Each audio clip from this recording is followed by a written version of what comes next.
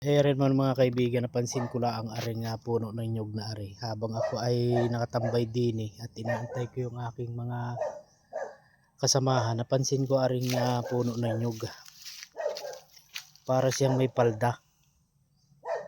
Bakit kaya ganyan ang style niyan mga kaibigan? Ano kaya yan?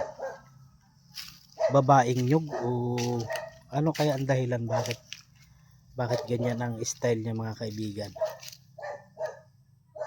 Dapat yan ay labas ang ugat, pero kinubiran niya ng kanyang balat mga kaibigan. Yan o.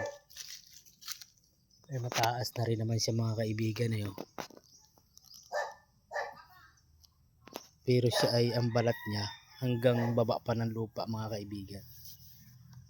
Ano kaya mga kaibigan sa palagay nyo ang dahilan bakit gaya ng kanyang style, ang kanyang sistema?